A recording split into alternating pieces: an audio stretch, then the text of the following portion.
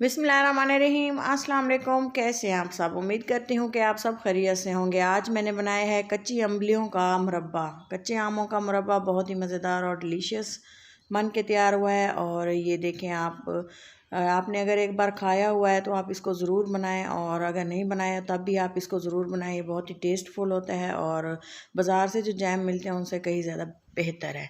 और ये देखें, मैंने लिए है तकरीबन 1 kg के बराबर लिए हैं मैंने कच्चे आम। और ये कलमी आम है, अच्छे से ये मीठे होते हैं, खट्टे भी होते हैं, थोड़े से टेस्टफुल होते हैं। अच्छे से इनको छील लिया था। ये देखें, इनका जो छिलका, ग्रीन छिलका है, तमाम उतार लिया था। वाइट पल्प मैंने इसका निकाल लिया था। इस तरह देखें, हम इसकी अच्छे से पील आउट कर लेंगे इसको।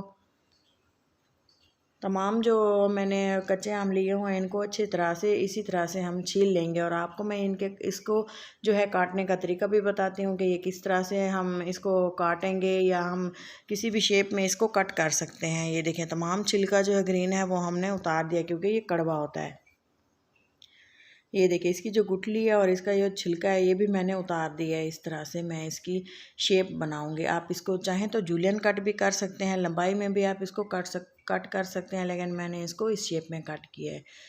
ये देखें जी, इस तरह से जो बाकी के आम हैं वो भी मैं इस तरह से इनकी गुठलियाँ वगैरह निकाल लूँगी। और फिर मैंने इसको अच्छे से सफाई इनकी करके मैंने इनको कट कर लिया था। इस तरह से इजीली ये कट हो जाते हैं क्योंकि ये कच्चे आम हैं। इनकी गुठली जो है अभी कच्ची है, आराम से ये कट हो जाते हैं। अगर ये ज़्यादा पक्के आम होते तो हम इसको थोड़ा सा तेज़ धार आले से काटते हैं, तेज़ धार छुरी के साथ काटते। इस तरह से मैंने इसको कट कर लिया है। ये देखें, तमाम जो मैंगोज़ हैं वो मैंने कट कर लिए हैं। और मैंने ली है तकरीबन 1 kg चीनी, और इलायची ली है सब्ज़, आप चाहें तो पाउडर भी इस्तेमाल कर सकते हैं। और ये देखें, मैंने कुछ बादाम लिए हैं।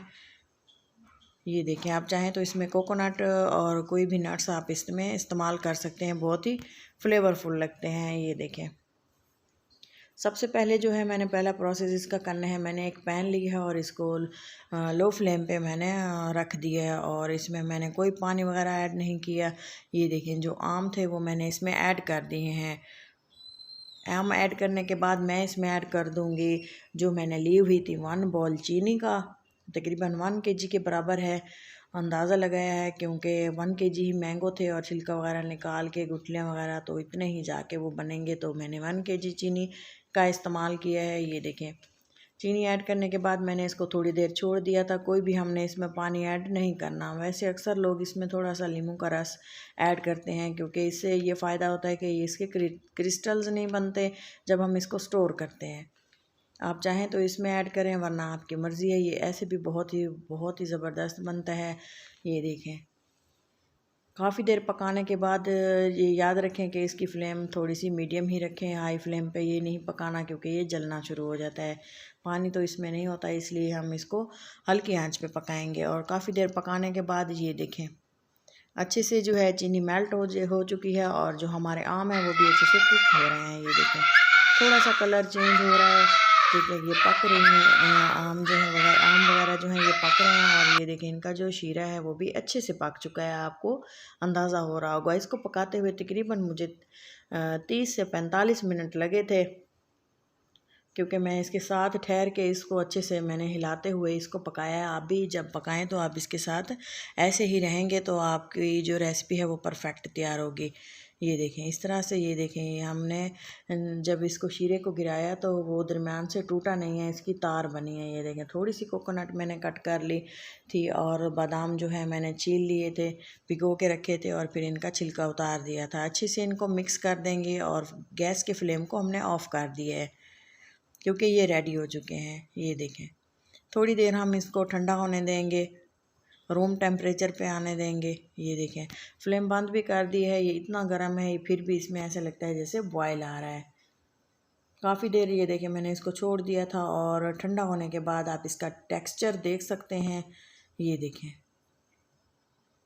माशाल्लाह से बहुत ही ज़बरदस्त लुक है। और मैं आपको ये स्टोर करने का तरीका भी बताती हूँ कि हम इसको काफ़ी देर कैसे स्टोर कर सकते हैं। ये देखें, मैंने एक जार लिए है, और ये देखें ये एक जग ली है। ये इसका जो है हमने कोई ढक्कन वाली चीज़ इस्तेमाल करनी है। ये देखें, जार लिए है इसको। अगर हम चाहें तो इस जार में भी ऐड कर सकते हैं, जग में, लेकिन हमने कोई शीशे का बर्तन लेना है इसके लिए और अच्छे से इसको साफ़ कर लेना है, धो के, कोई भी पानी का कतरा वगैरह ना हो। ये देखें मैंने ये लिए है जार और इसमें मैंने जो हमने मुरब्बा बनाया है वो मैंने ऐड कर दिया है। ये देखें बहुत ही माशाल्लाह से ज़बरदस्त बन के तैयार हुआ था और वो सब ने बहुत पसंद किया था। ये देखें जी, तमाम जो है मैं इसमें ऐड कर दूंगी और ये देखें आप फ़ाइनल लुक मिस मत कीजिएगा। ये देखें ये है जी इसकी फ़ाइनल लुक और आप भी घर में इसको बनाएं। आम का मौसम है, कच्चे आमों का मौसम है, अगर आप भी इसे ज़रूर बनाएं और इन्जॉय करें। बहुत ही टेस्टफुल बन के तैयार होता है। ये देखें हम इसे स्टोर कर सकते हैं काफ़ी दिनों के लिए, अगर ऐसे खाना चाहें तो आपकी मर्ज़ी है। अगर मेरी ये रेसिपी आपको अच्छी लगे तो ज़रूर लाइक करें, दुआ में याद रखें, अपना और अपनों का ख्याल रखा करें। अल्लाह हाफिज़।